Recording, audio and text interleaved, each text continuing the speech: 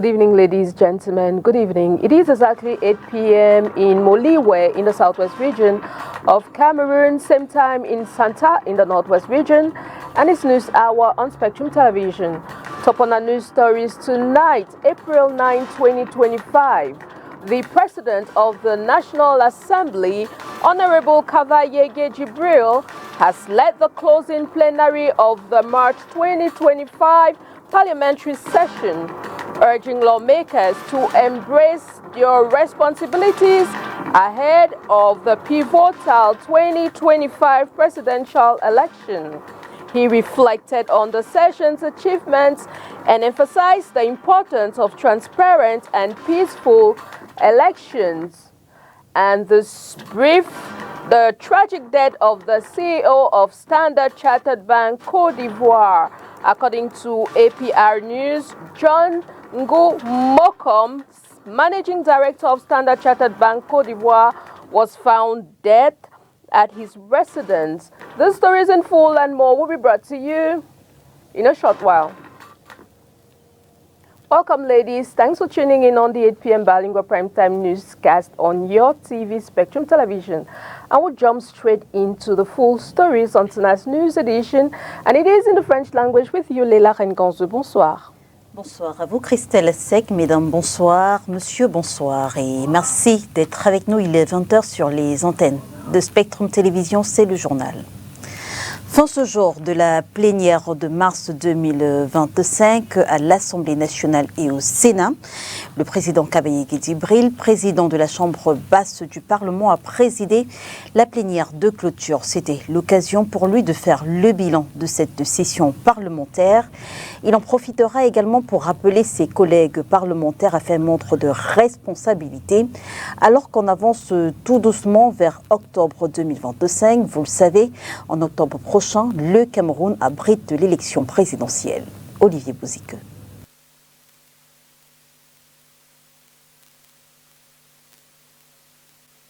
En 30 jours de session, 7 projets de loi ont été examinés par les parlementaires, puis adoptés au cours des discussions générales, dont la loi régissant la biosécurité au Cameroun. Bilan présenté par l'honorable Kavayege Jibril au cours de la plénière de clôture ce 9 avril. Dans le même bilan, l'on note la tenue de 2 séances de questions orales, ainsi que des opérations de renouvellement des bureaux de la Chambre et des différentes commissions parlementaires. L'organisation par la Commission des finances et du budget d'un séminaire de renforcement des capacités de ses membres et de ceux de la cellule d'appui technique. Cette activité s'inscrivait dans le cadre de la caravane de sensibilisation sur la réforme comptable des collectivités territoriales décentralisées. La Chambre basse a par ailleurs formulé des plaidoyers en vue de sensibiliser le gouvernement notamment sur les finances climatiques, une problématique grandissante et planétaire. La Chambre a également abrité une séance plénière spéciale sur la domestication du protocole de Maputo afin d'évaluer les modalités d'implémentation de son article 14 sur l'avortement. En perspective, le président de la Chambre annonce pour le 25 avril prochain la tenue d'une cérémonie de baptême du Palais de Verre, Paul Biya. Cette cérémonie nous interpelle, surtout nous, les représentants du peuple, et sans distinction de chapelle politique. Il me plaît également d'annoncer que dans le processus de gestion du nouvel édifice et d'autres, j'ai créé au sein de mon cabinet une direction des palais avec pour mission de veiller à la maintenance de ce complexe. Aussi a-t-il invité les parlementaires à aborder la prochaine élection présidentielle dans la foi et en toute confiance durant les descentes sur le terrain pendant la nouvelle intersession. Et que retenir des travaux qui se sont achevés ce jour? Je vous propose d'écouter quelques parlementaires. Ils s'expriment au micro d'Olivier Bouzike. Nous pensons que le président de l'Assemblée est à l'écoute de la nation. Il sait que l'immense majorité du peuple camerounais, la quasi-totalité des acteurs de la scène politique et de la société civile appellent à la modification de règles électorales avant l'élection d'octobre 2025. Et nous terminons la session qui aurait pu être l'opportunité de satisfaire cette attente-là sans que cela ne figure dans l'agenda des travaux de la session. Et on appelle à faire ce que les citoyens doivent faire pour préserver la paix. Je pense que la paix ne doit pas être une affaire de discours. Ça doit interpeller chaque acteur à jouer sa partition. Peut-être c'est la nouvelle maison qui a donné cette nouvelle impétus pour travailler en sérénité et pour travailler en arrache-pied. Mais vraiment, je vous dis qu'on a travaillé très dur et c'était formidable. Ce qu'il faut retenir de cette session, c'est les textes que nous avons eu à étudier, et particulièrement les textes qui concernaient la double imposition, la ratification d'un projet de loi avec la Chine et la République tchèque qui participait à éviter la double imposition au niveau fiscal pour les opérateurs camerounais et chinois qui opèrent dans les deux pays. Je crois que c'est une bonne chose. Cela va faciliter nos échanges et je crois sortir pas mal de nos compatriotes d'une angoisse qu'ils avaient au sujet de cette double imposition. La pauvreté, le chômage, le tribalisme sont des mots qui minent le socio-économique actuel au Cameroun. Un désastre qui pourrait être réparable, pense Maître Akere Mouna, candidat déclaré à l'élection présidentielle d'octobre 2025. Il était face à la presse. C'était hier dans la capitale politique du Cameroun. Je vous propose de l'écouter. Désastreux, pauvreté, infrastructure, emploi, sécurité, sur tous les plans. Écoutez, on est rouge là. Socialement, vous avez entendu les gens parler de vivre ensemble. Le problème est un problème déplacé. On a un problème du fait qu'il y a des personnes qui se trouvent adéquates, qui décident d'éthnétiser, n'est-ce pas, la politique, parce que c'est là qu'ils pensent trouver leur force. Je pense que les Camerounais sont en plein éveil. Si vous pensez que c'est parce que vous êtes de telle région que vous allez glaner des voix en faisant les promesses que vous faites depuis 40 ans, vous vous trompez. Ça, c'est ce que je pense. Ma candidature est une candidature simple et qui veut utiliser des connaissances que j'ai amassées pendant plus de 40 ans pour mettre ça au service de mon pays. Je l'ai fait dans d'autres pays. J'ai fait au cadre de l'Union africaine où j'étais appelé à évaluer, les gens parlent, j'ai évalué la démocratie, et la politique socio-culturelle, l'économie des entreprises, j'ai évalué ici dans au moins 4 pays. Ça, c'est le MAEP, le mécanisme africain d'évaluation entre les pairs de l'Union africaine. Et puis, je suis même devenu président de cette... j'ai fallu évaluer l'Éthiopie. Donc, je sais de quoi je parle. Et c'est dommage. Et c'est Bernard, mon frère, qui me le disait, à Kéré, il faudrait que tu trouves le moyen d'être au service de ton pays. Je pense que la meilleure chose que je puisse faire à mon âge, c'est de voir dans quelle mesure on peut mettre le système à plat et de permettre à ce pays de respirer de nouveau, peut-être avec les plus jeunes.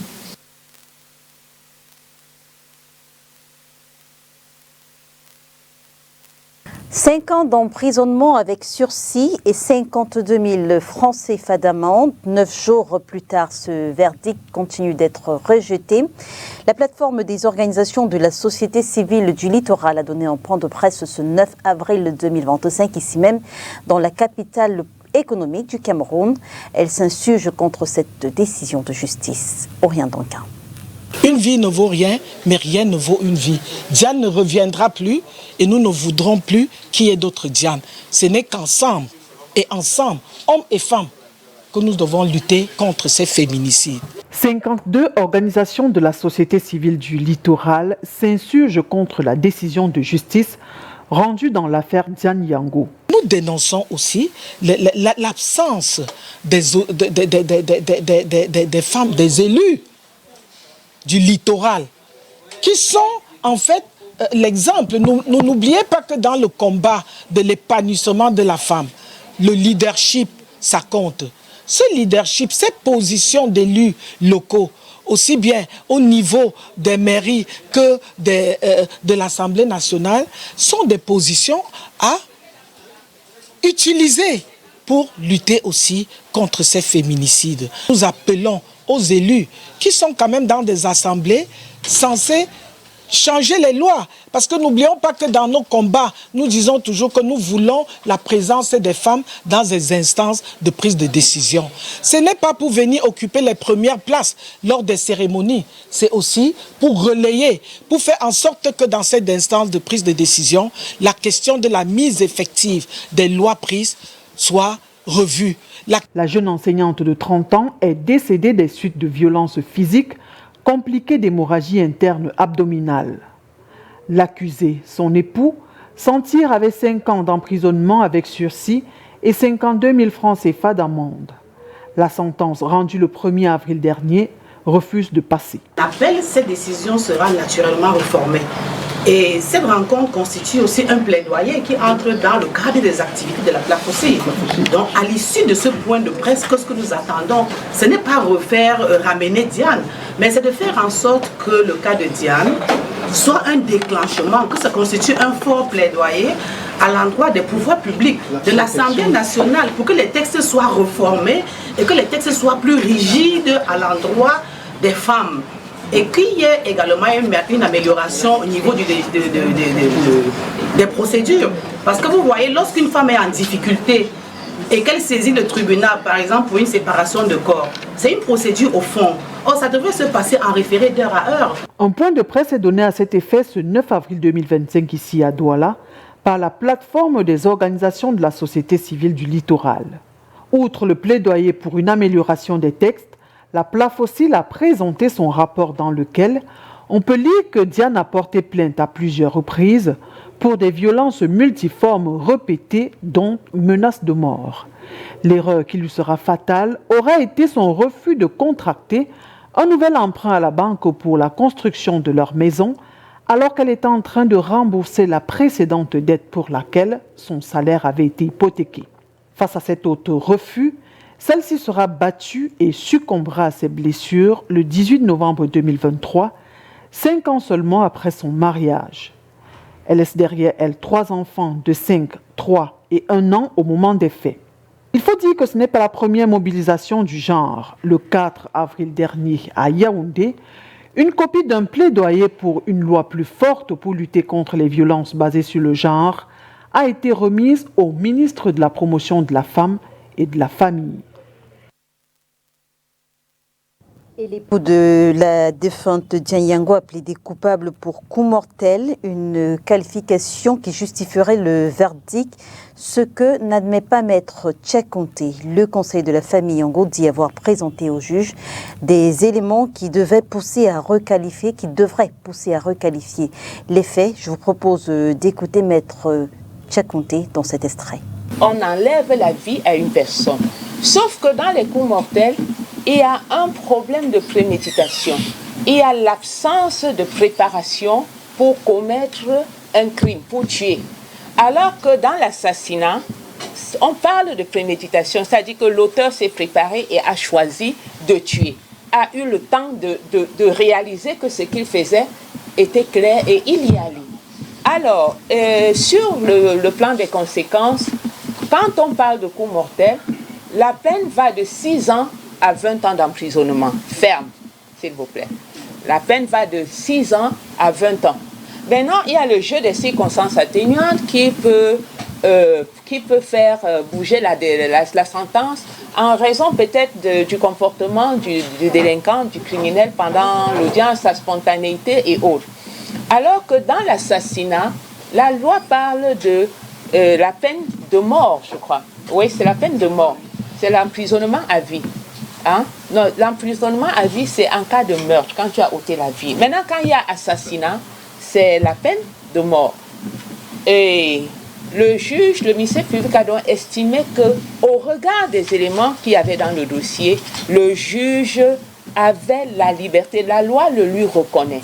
La juge avait la faculté de revoir la qualification afin de le condamner conformément aux faits pour lesquels il était poursuivi. Je veux parler des faits qu'il n'a pas contestés. Donc, je ne peux pas expliquer pourquoi la juge n'a pas requalifié les faits alors que moi-même j'ai parlé des éléments, j'ai insisté, j'ai pu rapporter la preuve de ce que l'acte était intentionnel et il ne l'a pas caché, il l'a dit à plusieurs personnes et à maintes reprises, donc il savait qu'en tapant violemment, c'était pour en finir avec elle. Et c'est pour cela qu'après avoir tapé, massacré, il l'a traîné vers la malle arrière de sa voiture. Donc, comme il ressort du texte des faits, n'eût été l'intervention de ce médecin et de cette voisine, il l'aurait jeté dans sa malle arrière. Pour quelle destination, nous ne savons pas. And until this sad note, in the form of a brief, tragic death of the CEO of Standard Chartered Bank, Côte d'Ivoire. According to APR News, John Gumoko, Managing Director of Standard Chartered Bank, Côte d'Ivoire, was found dead in his residence in the ATA neighborhood in Abidjan. The 54-year-old Cameroonian national held this position since October 2021 after a distinguished career as a certified public accountant and financial director, including roles at General Motors, Ernst & Young, and Standard Chartered Bank, Cameroon. His car, computer, and phones were missing with no apparent signs of forced entry. His family, colleagues, and loved ones are deeply shocked by this unexpected loss. However, the Ivorian authorities have launched an investigation to clarify the exact circumstances of his death.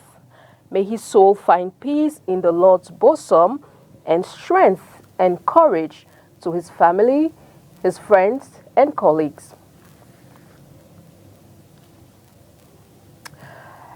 And we continue this newscast. We take you over to Bonendale in the Douala 4 municipality, where a relentless water shortage has transformed a key entry road into a sprawling, impassable swamp, crippling daily life and livelihood for thousands. Onila Donet tells us more.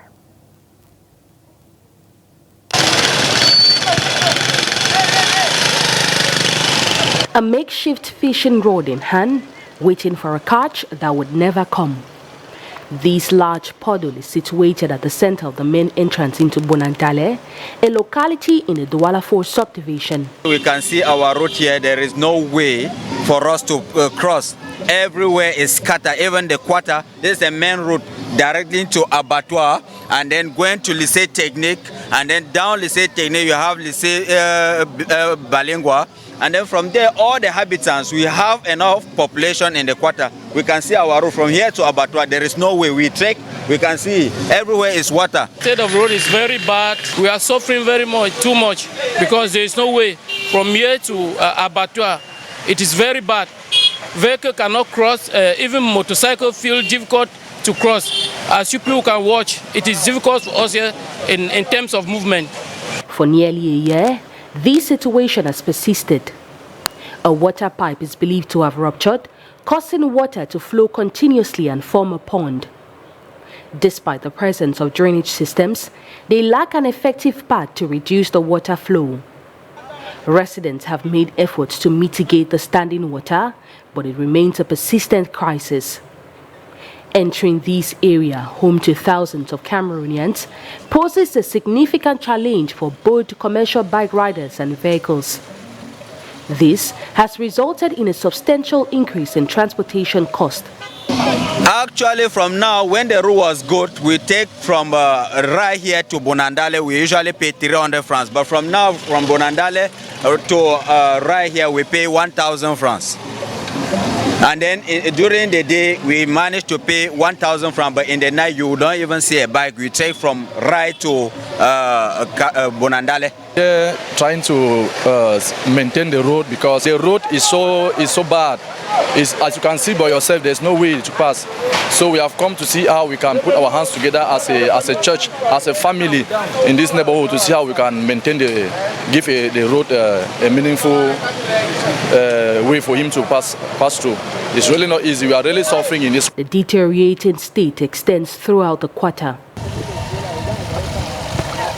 Consequently, the waste collection company Zakam rarely visits to collect waste. Piles of garbage line the roads, encroaching on the space around the Bonasama District Hospital. It is very bad, and here we could not sell, and there is dirty everywhere, and there is no road. If you can see, there is water everywhere, pothole everywhere, and our business, at first it was a bit better, but now things are very difficult. We are suffering here, and death everywhere. You can see there's a pile dead there in the entrance of the hospital. If you even have a patient that the patient is sick, there's no even means to carry the patient and rush with him to the hospital because the road is bad and they have used that to block the entrance of the hospital. So Burundari people are very suffering. Even the business, we are unable to eat, we are unable to feed our family, even to pay house rent because it's not moving. And if you can see now, bikes are no more passing here, cars are no more passing here. Everybody is taking by the shortcut behind the house. Residents continue to express their concerns, inviting the mayor of the Douala 4 subdivision to take action. On March 12, 2025, the Bonasama District Hospital sent a letter to the mayor explaining their predicament but received no response.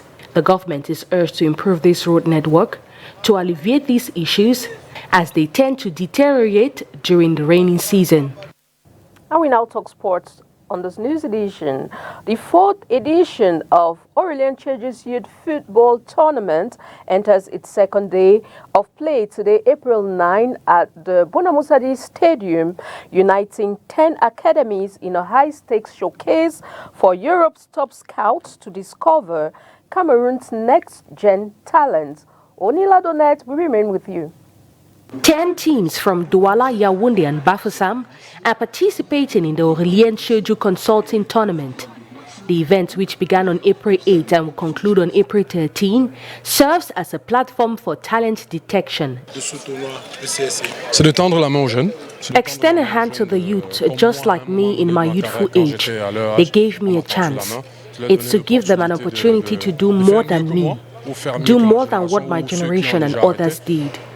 To showcase the talents we have in Cameroon, reasons why we have invited clubs to come watch.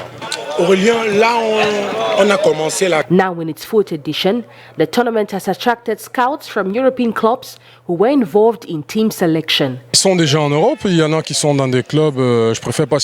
We have players in Europe. I don't want to list names. The most difficult is not traveling, but to maintain their stay. There is a fierce competition. Today, we try to accompany them, so they don't only travel, but they can maintain their stay. De prendre l'avion du Cameroun et d'aller en Europe, mais c'est de s'y maintenir. Alex, a representative from FC Nantes, is on the lookout for promising young players, aiming to secure them before they turn 18, as FIFA rules restrict professional contract to players below this age. Soutenir Aurelien Tchedjus, le frère, qui fait une très... I came to support my brother Aurelien Tchedjus, who has a great initiative, which is to give a chance to youth. So we find a great player, but also to cause these players to dream, show them that with perseverance and endurance they can win. We come to offer an opportunity to youth. C'est possible d'avoir une opportunité, donc on vient pour offrir des opportunités aux jeunes, à ceux qui le méritent. The tournament also honors the memory of Landrin Gemo, a former footballer who tragically passed away in an accident in June 2024. And that's the package we put together for you on tonight's news edition on Spectrum Television. Thanks for watching, ladies and gentlemen. We do appreciate your time with us. Enjoy the rest of your evening in company of very interesting programs on Spectrum Television. Good night. Good night to you, Leila. Bonsoir à vous, Christelle Sec. Mesdames et messieurs, merci de nous avoir suivis. On se retrouve dès demain 20h sur les antennes de Spectrum Télévision, si, bien sûr, Dieu le veut. Bonsoir.